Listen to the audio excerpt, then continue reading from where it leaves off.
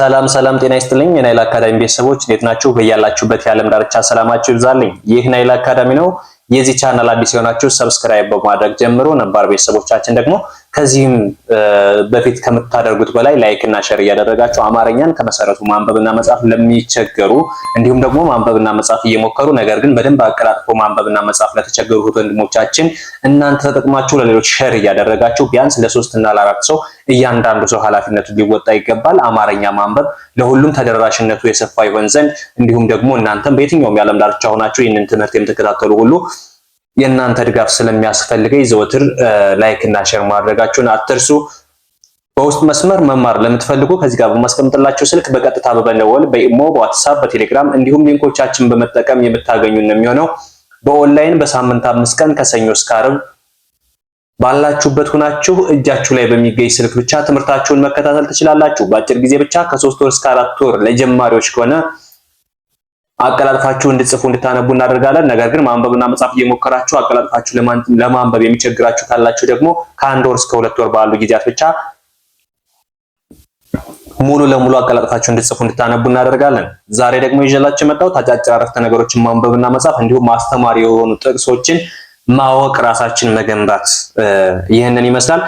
አማርኛን በ15 ቀን ብቻ ማንበብ የማይታመን ለውጥ በራሳችሁ ላይ እንደምታገኙ እርግጠኛ ነኝ። ረጋ ብላችሁ ተከተሉኝ። ደስታህን የምታገኘው በእምነትህ ልክ እንጂ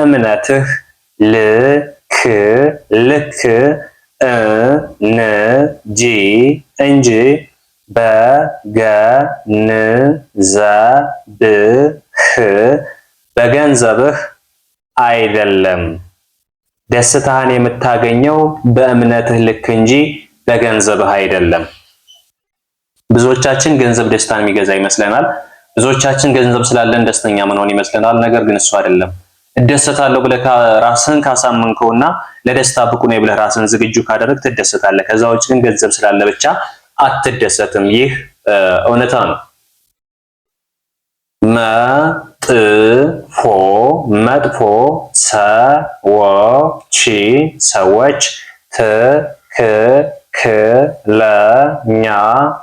መጥፎ ሰዎች ትክክለኛውን የህይወት ትምህርት ይሰጡሃል።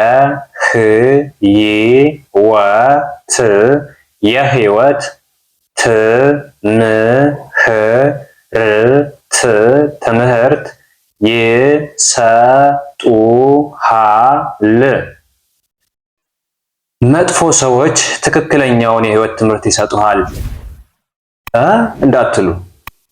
ተሳስቶ ነው የጻፈው ወይስ እያየ ነው የጻፈው? የሆነ ጥያቄ ያስነሳባችሁ አይደል? ገብቶኛል። እውነት ነው፣ ተሳስቼ አይደለም። መጥፎ ሰዎች ትክክለኛ የህይወት ትምህርት ይሰጡሃል። አዎ ይሰጡሃል። እንዴት እንደሚሰጡ ልንገራችሁ። መጥፎ ሰዎች ትክክለኛ የህይወት ትምህርት የሚሰጧችሁ መቼ እንደሆነ ገብቷችኋል? አንዳንዴ አብሯችሁ የሆነ ስራ እየሰራ ያለ ሰው አይ ሂድ የራስን ስራ ከኔ ጋር መስራት አትችልም ብሎ አባሯችሁ አያውቅም? ወይስ የሆነ ቦታ ላይ አሰሪያችሁ የሆነ ስራ ስትሰሩ አይታ ይሄ ጥሩ አይደለም ለምን እንደዚህ ታደርጋለህ ብላ ስትወቅሳችሁ ለሷ መስሏችሁ አያውቅም? ይህም ተውት።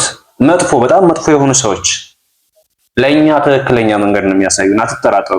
እውነቱን ስነግራችሁ በተለይ ጥንድ ሆናችሁ ስትሰሩ አይታችሁት ከሆነ እናንተን እንዳትሰሩ፣ እናንተን የሆነ ነገር እንዳታደርጉ የሆነ የሚቃወሟችሁ ሰዎች እናንተ አዲስ ነገር በአእምሯችሁ ላይ እንድትፈጥሩና ለነገ ህይወታችሁን በራሳችሁ መንገድ ቁማችሁ ራሳችሁ ሆናችሁ መኖር እንዳለባችሁ ራሱ አስተምራችኋል አይደል? መጥፎ ሰው ማለት ይሄ ነው። እናንተ አብራችሁ እየሰራችሁ እያለ እነሱ ጋር እንዳትሰሩ መከልከል ወይም እንዳትሰሩ መንገዱን አለማሳየት ይሄ መጥፎነት ነው አይደለ? ነገር ግን እናንተ ደግሞ በልህ ያንን ስራ ለመስራት ተነሳስታችሁ ሰርታችኋል። ይሄ ጥቅም አይደለም? ይሄ ነው እሱ ማለት። መጥፎ ሰዎች ትክክለኛውን የህይወት ትምህርት ይሰጡሃል ማለት ይሄ ነው። ሌሎችም አሉ፣ ይሄ ብቻ አይደለም። ጊዜ ስለማይበቃን እንጂ መጥፎ ሰዎች የሚሰጡን ጥሩ ነገሮች ሞልተዋል። እነሱ ለኛ መጥፎ ብሎ የሰጡን ነገር እኛ ግን ትክክለኛ መንገድ እንድንሄድበት ያደረጉን ማለት ነው። ስለዚህ መጥፎ ሰዎችን ብዙ ጊዜ አትጥሏቸው። የሰው ልጅ የሰው ልጅ የማሰብ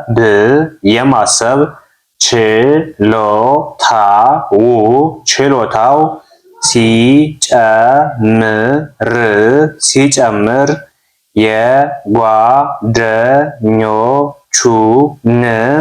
የጓደኞቹን ብዛት ይቀንሳል። የሰው ልጅ የማሰብ ችሎታው ሲጨምር የጓደኞቹን ብዛት ይቀንሳል። እውነት ነው። ይህ ምንም ጥያቄ የለውም። ብዙዎቻችሁ በህይወታችሁ ላይ ተመልክታችሁት ከሆነ ወይም አይታችሁት ከሆነ ራሳችሁን ጠይቁ። ትናንት ምንም ሳናስብ ምንም ሳንሰራ የነበረን ጓደኛና ወይም ትምህርት ቤት ላይ ሆነን ወይም የሆነ ቦታ ሆነን የነበረን ጓደኛ ወይም በስራ ቦታ ቀለል ያለ ስራ ቦታ ላይ የነበረን ጓደኛና ዛሬ በራሳችን ቁመን የራሳችን ስራ ስንሰራ ያለን ጓደኛ እዩት። በጣም እየቀነሰ እየተመናመነ ነው የሚሄደው። ለምን? እኛ ጓደኞችን የምንመርጣቸው ጓደኞች የስራ ጓደኞች ሊሆኑ ይችላሉ። ጥሩ አስተሳሰብ ያላቸው ሊሆኑ ይችላሉ። ያ ሁሉ ማንንም ስንቀርብ የነበረው አሁን ለይተን የመቅረብ ሁኔታዎች ሲመጡ ጓደኞቻችን ቀነሱ ማለት ነው። ስለዚህ የማሰብ ችሎታችንና የመስራት ፍላጎታችን እየጨመረበት ሄደ ቁጥር ጓደኞቻችን እየቀነሰ የልብ ሰው እየቀረብን እንሄዳለን ማለት ነው። ኦኬ። ሰው ከጊዜ እና ከማጣት ብዙ ይማርበታል።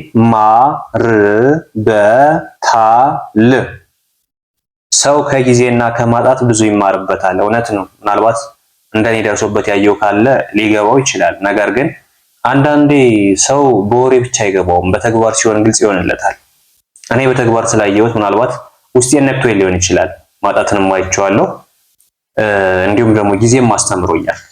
እና ምን ልላችሁ ፈልጌ ነው፣ ጊዜና ማጣት እንደ ሰው የሚያስተምረው ህይወት የለም። በተለይ ደግሞ ማጣት በጣም ብዙ ነገር ያስተምራችኋል። ሰው ምን ያህል እንደሚቀርባችሁ በገንዘባችሁ ልክ፣ ሰው ምን ያህል እንደሚሸሻችሁ በአስተሳሰባችሁ ልክ ያለውን ነገር ብቻ እናንተ ጋር ኪሳችሁ ላይ ገንዘብ ሲጠፋ፣ በተለይ ለወንድ ልጅ ደግሞ ከባድ ነው። እውነት እኔ እንጃ። ምናልባት አሁን ይህን ቪዲዮ እያዳመጠው ያለ ሰው ስሜቱን የሆነ ያንን ስሜት በውስጡ ላይ የሚያስበው ከሆነ ምን እንደሚሰማ ወይም እንደሚሰማሽ አስቡ። ማጣት ማለት መጀመሪያ በጣም ይጎዳሃል። ነገር ግን በዛ መሃል በጣም ብዙ ትምህርቶችን ሰጥቶ ነው የሚሄደው።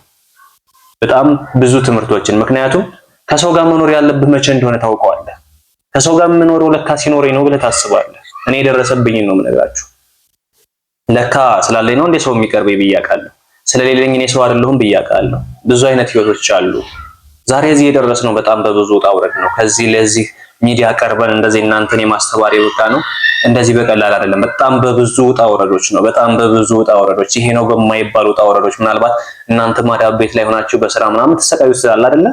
ያው በማታውቁት ሰው ምናምን የምትገፉት ምናምን ነገር ከዛ በላይ እኛ አሳልፈናል እና ዛሬ ከዚህ ስንደርስ እግዚአብሔር ይመስገን፣ ክብሩ ለመድኃኔዓለም። እና ምን ልላችሁ ፈልጌ ነው፣ ጊዜና ማጣት የማያስተምረው ሰው የለም። ጊዜና ማጣት የማያስተምረው ሰው ጭራሽ አእምሮ ለመማር ያልፈቀደ ወይም ብቻ ምን ልበላችሁ አላውቅም፣ መግለጽ እራሱ አልችልም። ጊዜና ማጣት የማያስተምረው ሰው የለም። ለዛ ነው ይሄን ለማለት ፈልጌ ነው። ያው አንዳንዴ ከውስጥ ያለ ስሜት ሲነካ ምን ያህል እንትን እንደሚለን ምንድነው የሚባለው ጠፋብኝ። ምን ያሉት ሰው የኮረኮሩትን ያህል ይስቃል፣ የልቡን የነገሩት ሰው የኮረኮሩትን ያህል ይስቃል ይባላል አይደለ? እና ለዛ ነው እኔም እንደዛ ሆኖብኝ ነው። እንቀጥል። የሰው ልጅ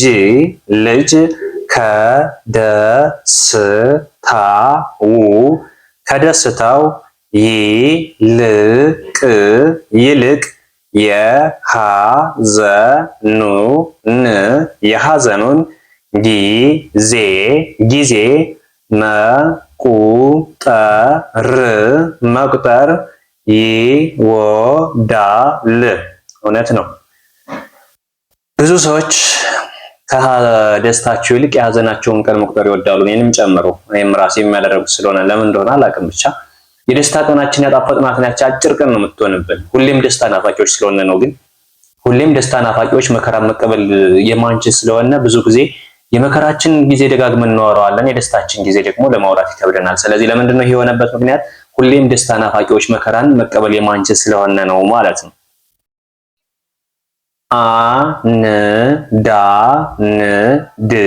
አንዳንድ ሰዎች በገንዘብ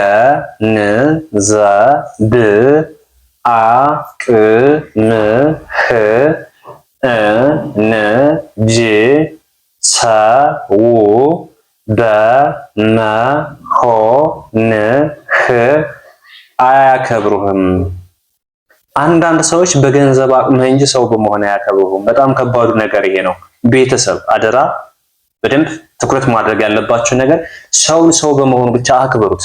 ያ ሰው ዛሬ ያለበት ቦታ ነገ አታገኙት። ምክንያቱም የሰው ባህሪና አስተሳሰብ በጣም የተለያየ ነው። ስለዚህ ዛሬ ያስቀመጣችሁበት ቦታ ላይ ሰውን አታገኙትም። ነገ ወይ ወድቆ ወይም ተነስቶ ነው የምታገኙት። ስለዚህ ሰውን በሰውነቱ አክብሩት እንጂ በገንዘቡ አታክብሩት። ሀብት ያለው ነገ ሀብቱ ይጠፋል።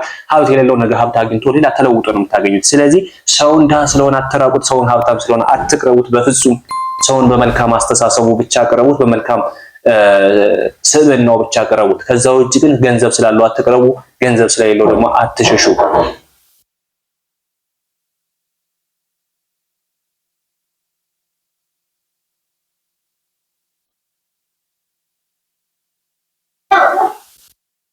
ስለዚህ አንድን ሰው ገንዘብ ስላለው አትቅረቡት፣ ስለሌለው ደግሞ አትሸሹት ማለት ነው።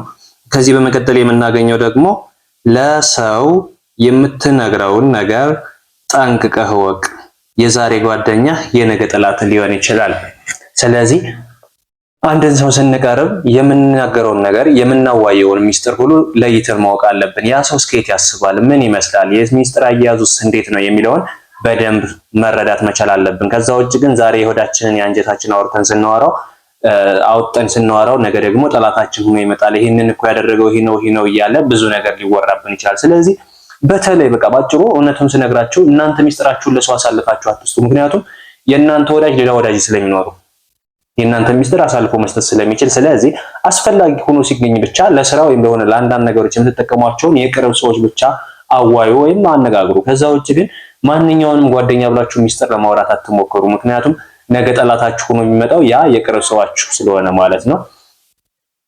ቤተሰብ ከዚህ በተጨማሪ አማርኛን ከመሰረቱ ከፊደላት ጀምራችሁ ማንበብና መጻፍ የምትቸገሩት እህት ወንድሞቼ ካላችሁ በቀጥታ በመደወል በኢሞ፣ በዋትስአፕ፣ በቴሌግራም የምታገኙን ነው የሚሆነው። እንዲሁም ሊንኮቻችን በመጠቀም የምታገኙን ይሆናል ማለት ነው። ከዚህ በተጨማሪ በውስጥ መስመር መማር የምትፈልጉ በዚህ መልክ ታገኙናላችሁ። በሌላ ክላስ ደግሞ እስከምንገናኝ እናንተም ላይክ እና ሼር እንዲሁም ሰብስክራይብ ያላደረጋችሁ ሰብስክራይብ አድርጉ። በሌላ ክላስ ደግሞ በሌላ ትምህርት የምንገናኝ ነው የሚሆነው። አክብራችሁኝ እስካሁን ድረስ ተከታተሉ የነበሩት ወንድሞቼ ከልብ አመሰግናለሁ። በሌላ ክላስ እንገናኛለን። መልካም ጊዜ ይሆንላችሁ።